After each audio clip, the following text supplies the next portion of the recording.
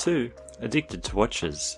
Today, we will be looking at a watch that has a strikingly similar set of complications to the Trebus TRI003 that we looked at in a previous video. However, that is a Swiss-made chronometer. This watch comes from a budget Japanese brand. Like a few of the watches we've looked at recently, this one is made by Orient.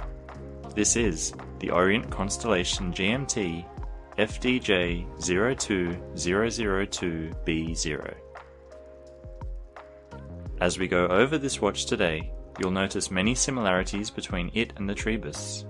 Not so much when it comes to dial design or case shape, but finishing, sizing, complications and other aspects of the watch. Like all the other Orient watches we've looked at on the channel, I bought this watch about 4 years ago and it has since ceased production.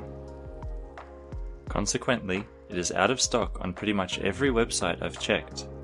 This is unfortunate that Orient discontinues so many of their watches as, like this one, they made some really interesting pieces.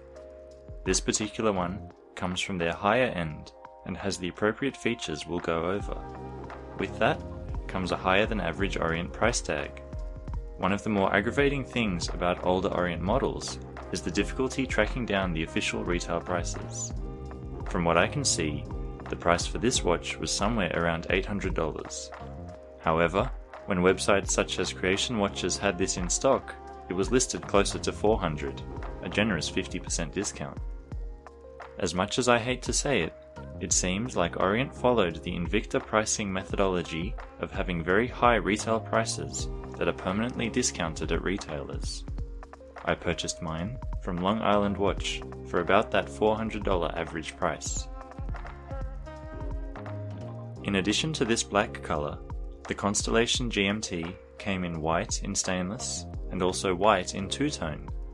Obviously, since I have this one, black is my pick of the bunch, but the white dial is also quite nice, especially on a leather strap. There is another, very similar line from Orient, which I think is a previous generation, called the Polaris GMT. These watches came on leather straps rather than bracelets, and feature slightly different dials and hands. The white dial with blue hands really looks the business. Before looking at the watch itself, let's talk about the movement powering it. It's listed as a caliber 40P51 and is actually one that is also used in Orient's higher end Orient Star line of watches. That in itself should indicate that this watch is a step above the usual Orient watch. In addition to the usual 3 hands, it has a date, power reserve and GMT hand to track a second time zone. Slightly unusual for an Orient is the display caseback that lets you see the movements at work. It beats at 3 Hz or 6 times per second, which is pretty standard for Japanese entry and mid-range movements.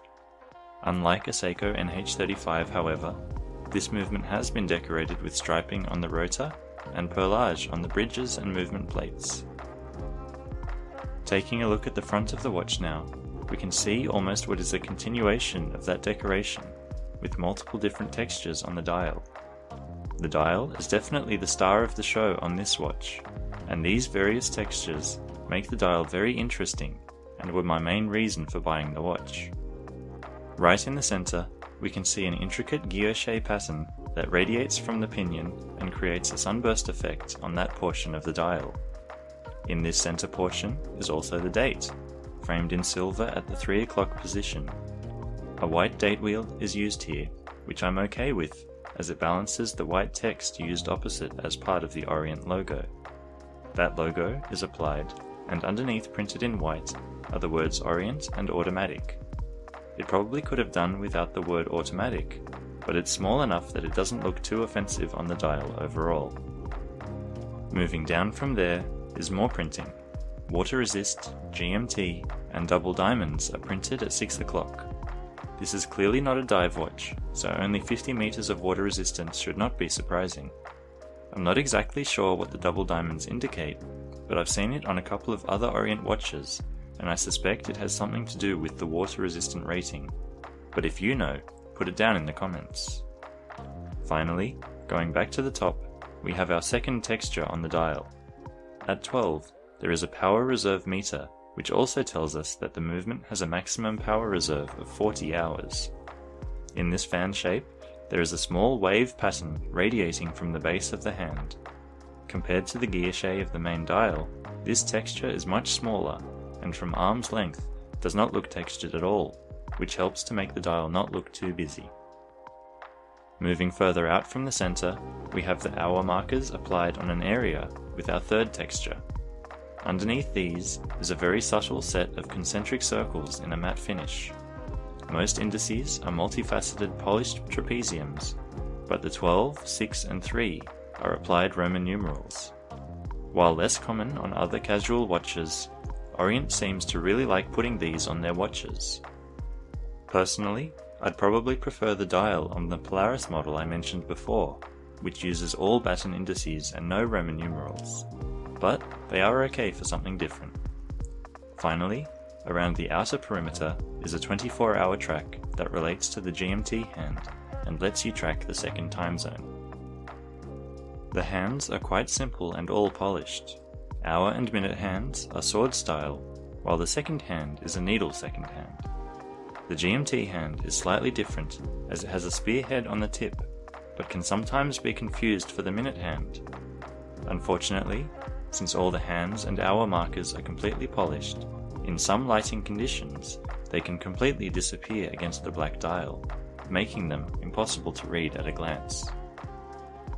Covering the dial is a dead flat piece of sapphire crystal, a nice inclusion for the price, and yet another indicator that this is from Orient's higher-end collection. As far as I can tell, there are no anti-reflective coatings on the crystal to reduce glare from the lights. Like the rest of the watch in general, the crystal is an absolute fingerprint magnet.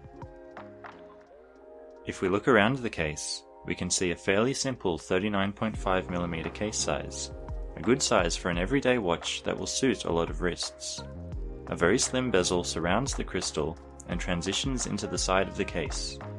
Lug to lug is quite compact too, coming in at just about 46mm. A standard 20mm lug width means it will be easy to find replacement straps for this watch, and that black dial also helps it work well on a variety of them. It definitely needs these measurements to counteract the thickness of the watch, which comes in at a not insubstantial 14.25mm. It was definitely the first thing I noticed when I got the watch in hand. Thankfully, looking from the side here, we can see multiple steps cutting in under the case, helping it to feel less thick on wrist. The crown is unguarded and unsigned. It is just push-pull and does not screw down. Like the entirety of the case, it is fully polished too. Like we saw before, the caseback is a display caseback that screws onto the watch. I'm pretty sure that this is just mineral glass rather than sapphire on the back. Around the caseback, we get the usual spec list of the watch. Just like the dial, the bracelet on this watch has lots of contrasting surfaces to catch your eye. It's a 7-piece link with alternating brushed and polished surfaces. Each link is really well finished, and the short size helps it to wear comfortably. It needs those links to be short to be able to get any kind of accurate sizing, because the clasp is a butterfly clasp with no micro adjustment, and there are no half links. It can be hit or miss when sizing a bracelet like this, often needing the wearer to wear it a little too tight or loose. I got lucky with mine, as this one fits just about right on my wrist. The clasp itself is not too bad and fully milled, unlike my other Orients. Also different to my others is the fact that this watch has solid end links. Now, let's get it on wrist and see how it wears. We know from the size that it will wear pretty well on my average 7-inch wrist. As you can see, it fits quite comfortably and is pretty much an ideal size. Looking down the wrist, it is definitely thick, but like I said, it manages it well by having the side of the case cut in as it goes down. The black dial pairs well with this brown leather band too, and really gives it a much more casual look.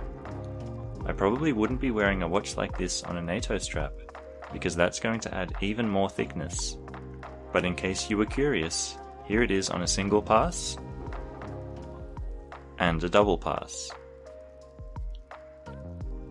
So, What would I change on this watch? Is there anything? Of course there is. When we were looking at the dial, I mentioned the fact that the hands and markers are all polished. I would have liked to see some brushed surfaces, or even some lume to make it easier to read the time. When the light hits the polishing, it's okay, but other times the hands and indices just disappear. The crystal without anti-reflective coating also doesn't make it any easier to see the time. I could talk about the thickness of the watch here too, but I understand that a movement with all the complications of this one needs to be a little thicker to fit everything in. I also think the case shape does a fairly good job of managing the thickness. The bracelet, however, is a different story. I got lucky with sizing, but not everyone will. A different clasp, or even just some half links would have been a good idea for this watch. Finally, still on the bracelet, I'm not a huge fan of the design of the bracelet. I'm sure some people will like it, and it suits the watch, but there is just too much going on. The dial is already quite busy with all the complications and textures, so the bracelet should be simple to not draw any extra attention away from it. A 7-piece link with lots of shiny, polished surfaces would not be my first choice. It would probably be one of my last choices, to be honest. Because of that, I'm usually wearing this watch on a leather strap like we saw earlier. Like I said at the beginning of the video, this watch shares some similarities with the Trebus we looked at. There are the obvious ones, like the GMT and power reserve complication, but there are also some less obvious ones. Looking at both of them, we can see that they both have an exhibition caseback, giving you a look at the decorated automatic movement. They also share a pretty substantial thickness because of their movement. A 20mm lug width lets you easily replace the straps on both of these watches too. Neither of the dials have any kind of lume for after dark legibility.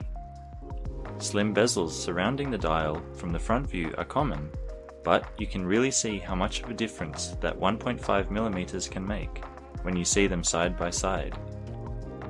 The Trebus looks significantly larger than the Orient, which was one of my complaints about the watch in my review of it. If I had to choose between the two of these watches, I think I'd go for the Orient. The more wearable size, combined with the interesting dial and cheaper price when it was available, are more compelling to me than the Trebus. What do you think about this watch? Have you explored the Orient range outside of their main lineup? Which would you choose, this or the Trebus? Am I wrong about the bracelet? Let me know in the comments, and I'll see you next time.